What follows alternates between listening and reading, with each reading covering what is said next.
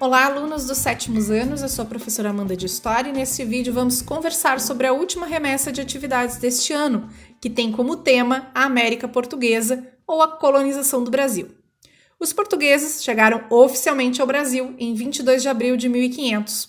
A esquadra que chegou à região onde hoje é Porto Seguro, na Bahia, era comandada por Pedro Álvares Cabral. Oficialmente, a chegada dele às futuras terras brasileiras foi um desvio de rota em uma viagem cujo destino era a Índia. Hoje, há muitos historiadores que levantam a hipótese de que este desvio foi intencional, pois os portugueses já teriam informações sobre a existência de terras em algum ponto do Oceano Atlântico. A viagem de Cabral é uma das mais bem-sucedidas feitas pelos portugueses no Atlântico desde o início do século XV.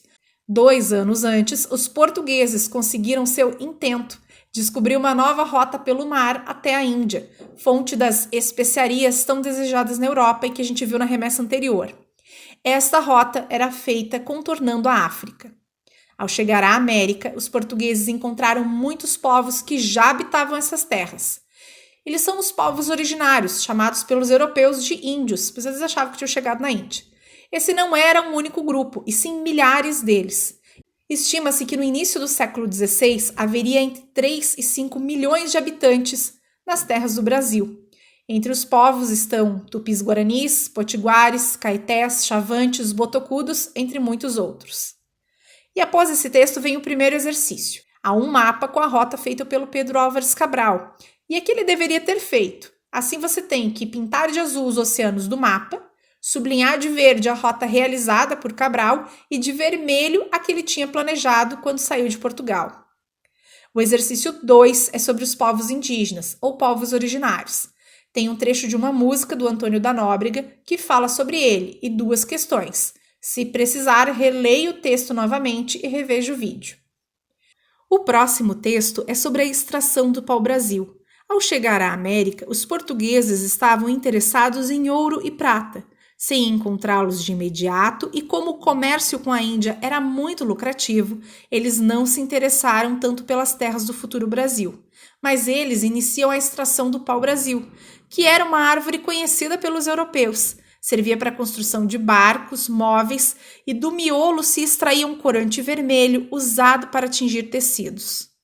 A extração do pau-brasil foi a principal atividade realizada pelos portugueses entre 1500 e 1530. A derrubada do pau-brasil era feita pelos indígenas, através do escambo. Eles entregavam a madeira e recebiam em troca utensílios como facas, foices, machadinhas e ainda espelhos, miçangas, tecidos, entre outros produtos. Com a dificuldade de transporte, era necessário guardar a madeira, e esses depósitos eram chamados de feitorias. A exploração do pau-brasil era concedida pela coroa portuguesa aos nobres, através de cartas de monopólio. Em troca, o rei recebia uma porcentagem dos lucros. A seguir vem o terceiro exercício, é para relacionar as colunas. De um lado estão palavras que estão no texto e do outro o seu significado. Novamente, leia com atenção o texto e, se precisar, reveja o vídeo aqui. O próximo texto é sobre a colonização do Brasil. A partir de 1530, a coroa portuguesa se interessou mais pelas terras do Brasil, em função do declínio do comércio com a Índia.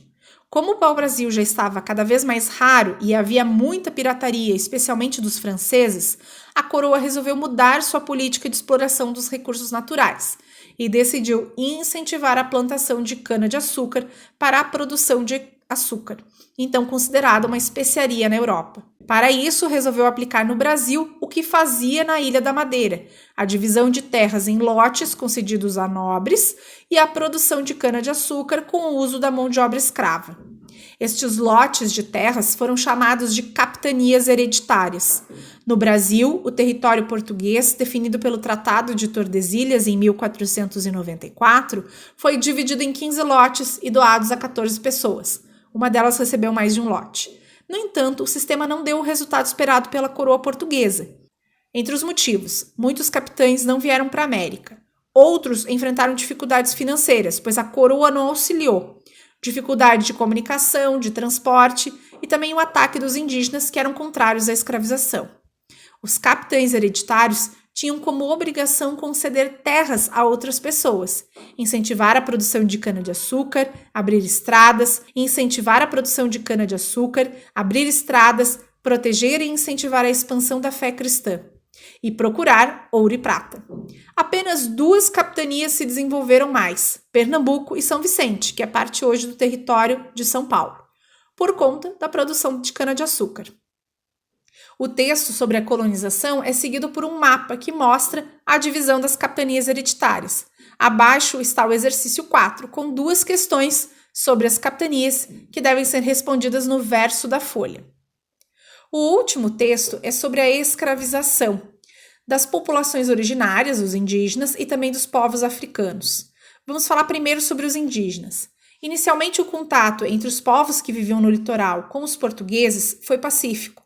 Com o tempo, começaram as hostilidades, principalmente quando os portugueses começaram a escravizar os indígenas para a produção de cana-de-açúcar.